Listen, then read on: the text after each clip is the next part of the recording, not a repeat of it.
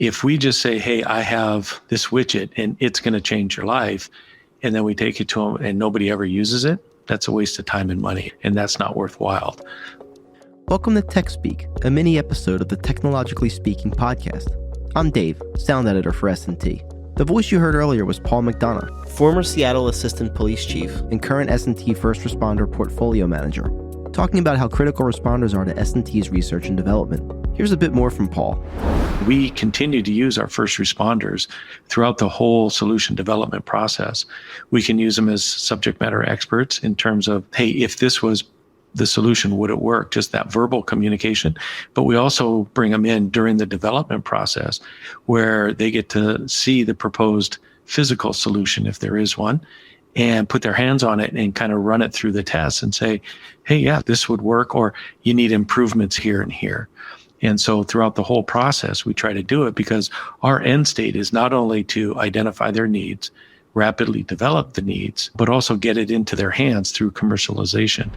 Clearly, the partnership between S&T and our First Responder Resource Group, or FRRG, is an important one. Let's now hear directly from some active FRRG members, starting with Steve Vandewalle, a helicopter rescue medic with the San Diego Fire Department. We're trying to describe the FRRG and what we do, and that's what I bring up is the structured firefighting glove. Because it really shows how it all came together. I need a glove that's more easily donned and easily doffed. Everyone agreed right away, yeah, that really is something that we all need, that it just isn't out there. And so that turned into an effort for a statement of objectives of all the things an improved glove would be: more dexterous, being able to work on a touch screen, being able to operate my radio, because we go into a fire and take the glove off to change the radio, because we do that in training because the buttons are small. We're all fat-fingered firefighters. So then you go into a real fire, you do the same thing because that's what you always do in training. And then the hand burns, the stats came out, were pretty significant career-ending hand burns from people taking off their glove inside a fire. That's when we found Hybrasil, this nanotechnology company. And so you tell me you can give me structured fire gloves the thickness of a dime. I could be doing surgery inside a fire. My hands wouldn't burn. Then the next thing that was just great about it was they made us an extremely thin glove. And so we went through all these different functions you would do with gloves on. And we realized that you do rely on some thickness of a glove. You bash your hands around a lot. And I never even thought about that before. I just thought thinner would be better. So we had really thin, and we started realizing, no, you actually need it a little thicker. And it took 6 different iterations of the glove. If you look at what the state of the technology was before our effort, one of the things we do is the tech foraging. That's a key part, is the tech foraging goes out there and says, here is the state of structured glove technology. After we produced our glove, if you reran that same thing, all the other glove manufacturers have upped their game. They have to remain competitive to stay in business. Seems like the FRRG really helps strengthen collaboration across the board. S&T recently released the latest edition of Project Responder, a report heavily informed by FRRG members that documents the evolving response environment and most pressing capability needs. Here's Jay Hagen, chief of the Bellevue, Washington Fire Department, discussing Project Responder 6. It's a partnership I'm thankful for. It's important work, and it's really about convening people from across the country and having the skill to extract from them, what they need and want, and then how to focus the R&D community on those things. The mission always is evolving, and the money follows the mission, right? So therefore, we have to be responsive into keeping our community safe. And well, I would say that the Project Responder series has always been sort of all hazards focused. Its central mission has kind of been on, detection, capability, equipment, command and control, communication, stuff like that. And the last couple of years, I would say, has taken us in a slightly different direction. I mean, how do we disinfect people, places, and vehicles in real time? That was an area where Project Responder stuff was extremely helpful. Most econ of surfaces, monitoring whether or not your surfaces and your gear are clean, decontaminating masks, reusing them, all the training tools, the simulations, the lessons learned, all become extremely valuable.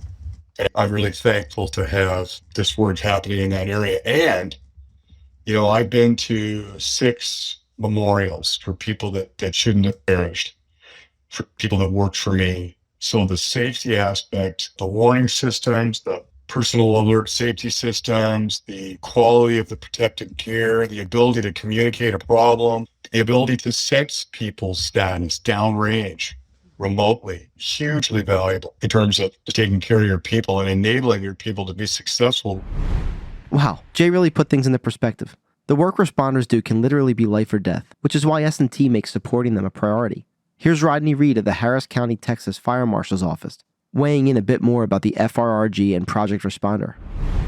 My personal opinion, any public safety responder that thinks their job is solely the type of badge that they have on, it will in the next 10 years become a dinosaur, and they'll have to go away because, again, the expectations on first responders is far exceeding what Benjamin Franklin first thought about when he came up with volunteer firefighters in the United States and what law enforcement was intended to do and provide.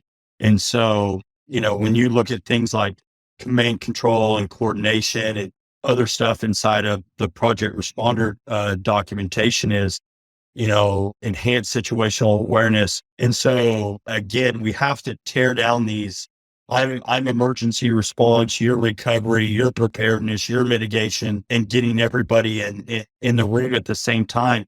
So everybody can do their job at the same time so we can recover from these disasters faster. One of the other big values that I have for Project Responder and really the efforts of FRRG is the collaborative effort associated with this, looking at all aspects of the response, not saying, hey, we're law enforcement, we're going to look at this from the cop perspective and fire from the fire and public health, because the reality of the situation that we face nowadays is our first responders have an unrealistic expectation by the public to mitigate disasters based on the public's timeline.